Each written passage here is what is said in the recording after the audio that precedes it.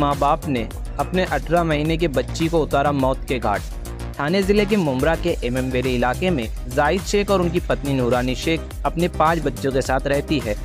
जाहिद शेख मूल रूप से झारखंड का रहने वाला है। जाहिद शेख ने चेंबूर के एक मदरसे में पढ़ाई की और फिर मुमरा के धार्मिक स्थानों पर छात्रों को पढ़ाना शुरू किया।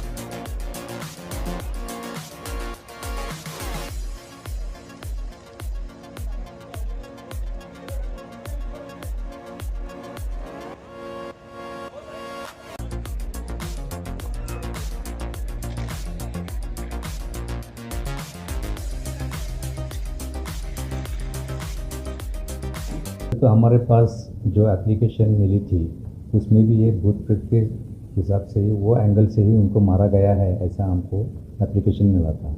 जिसने एप्लीकेशन किया था संतोष महादेव कर के नाम लिखा था, शिवाजी नगर मुमरा का एड्रेस डाला था। हमने वहाँ पे जाके ढूंढा लेकिन वो नाम का पते का आदमी मिला नहीं। वो उन्होंने ऐसा बेनामी अर्जी किया था।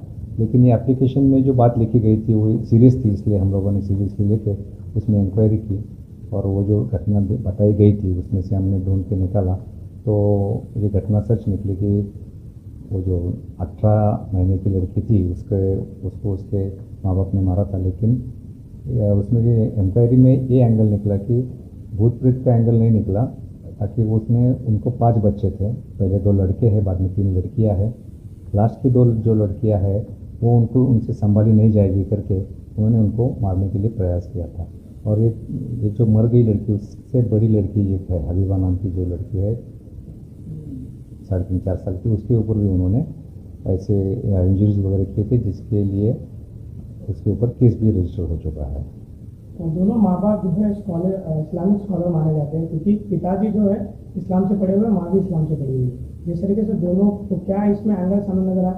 क्योंकि हॉस्पिटल में जिस दौरान लेके गए उस दौरान भी हॉस्पिटल वाले ने भी जो है कोई कंप्लेंट नहीं किया था। माँ ने जो बच्चे को उठाकर डायरेक्ट कब्रिस्तान में जिस तरीके से लेके गए, तो किस तरीके से एंगल पूरा सामने, क्योंकि महीने भर से आपके जो जांच एजेंसी इसके अंदर जुड़ी हुई थी, किस तरीके से ब्लू मिला इसके अंदर?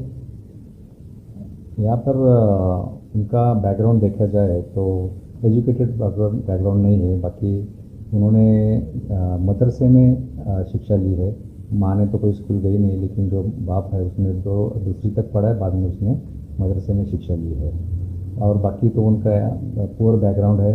पुअर बैकग्राउंड की वजह से वो कुछ प्रोग्राम करके जो मिलेगा वो काम करके गुजारा करते थे, और वो हिसाब से वो बच्चों को नहीं पाल पाएंगे, वो हिसाब से उन्होंने ये काम किया है।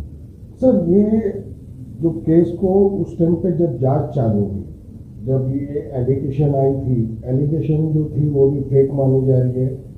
उसके अलावा जब ये माँ बाप को पकड़ा गया तो माँ के अंग पे कुछ आता है या बाप के अंग पे कुछ आता है, ऐसा भी इसको रोक दिया गया था। नहीं समझा नहीं सवाल। माँ के अंग में कोई खब्बिश या कुछ आता है और उस वजह से वो बच्चों को घायल करती है, ऐसा भी एंगल इस केस में दिखाई दे रहा था। कंप्लेंट तो वही एंगल से प्राप्त हुई थी। हमने वो एंगल से भी ढूंढा, क्योंकि वो एंगल हमको ढूंढना ज़रूरी था कि जो डेंजरस एंगल है, लेकिन वैसा वो एंगल से कुछ ऐसा एविडेंस या तो कोई ये नहीं मिला, इसलिए वो एंगल नहीं लगाया। सर, ये बच्चों को घायल करा जा रहा था और जिससे ये बच्ची जो थी पहले मैकफोर्ट में जो एडमिट करने लेके गए तो उसके सर पे काफ़ी वार थे और वो मतलब कोई चोट के निशान नहीं दिख रहे थे। और जो डॉक्टर ने ट्रीटमेंट किया है उन्होंने भी मतलब ये उनके पेपर में कह रहे हैं ये हमने लिख दिया था, इसे पुलिस में एमएलसी भेजना चाहिए, मगर हॉस्पिटल वालों ने भेजा और उसके बाद में बच्ची की वहाँ ट्रीटमेंट के दौरान फिट आने से डेथ हो गई। और फिर उन लोगों को एमएलसी दे दी गई और बच्ची को दफनाया गया और फिर आप लोगों ने अपनी इंक्वायरी में रिटर्न निकाला और उसमें एक रूप ये भी दिया था बच्ची के साथ कुछ बाप ने गलत भी किया है, ऐसा कुछ मतलब आपकी जांच में आया है क्या? नहीं, वो हमको वो एंगल से भी इंक्वायरी का इन्वेस्टिगेशन करना तक कर लिया है। गलत जो किया है बोल रहे वो उसका कोई एविडेंस नहीं मिला है। पोस्टमार्टम में हमने थ्योरी डॉक्टर को पूछी थी तो वो एंगल नहीं है। सर, ये गोलीबारी में भी ये इनके ऊपर केस दाखिल हुआ था 326, तो वो क्यों दाखिल हुआ था और वो उसका रीज़न क्या था? वो एक कपल ने, उनकी जो सेकंड लास्ट लड़की थी उसको झारखंड में उसकी जीभ उन्होंने बीच में से काट दी थी और चेहरे पे उनके उसके उन्होंने स्टैब किया था, इंजरीज की थी। तो वो ट्रीटमेंट के लिए वो KM हॉस्पिटल बॉम्बे में आए थे, जो कि कानूनी कार्रवाई है कि उन्होंने MLC करना चाहिए। तो KM हॉस्पिटल में MLC local police station Bhoiwada में की, तो भोईवाड़ा ने वो उसमें गुना दाखिल करके जहाँ पे घटना हुई थी झारखंड में, वहीं पे वो केस भेज दी गई है।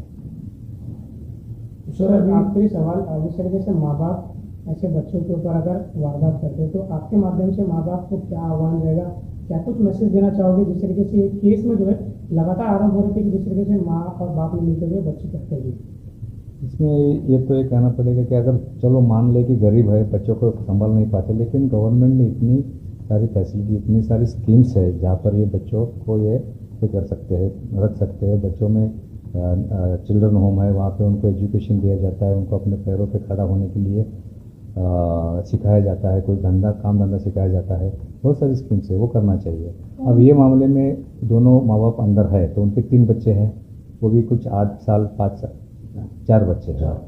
तो उनको हमने चाइल्ड वेलफेयर कमेटी के सामने पेश किया और वो चाइल्ड वेलफेयर कमेटी उनका ख्याल रख रही है। वो बच्चे वहाँ पे खुश है अभी। कितने दिन की उनको पीसी मिली है? पीसी उनकी 15 तारीख तक थी फर्स्ट अरेस्ट से, आज उनकी पीसी 18 तारीख तक बढ़ाई दी गई है।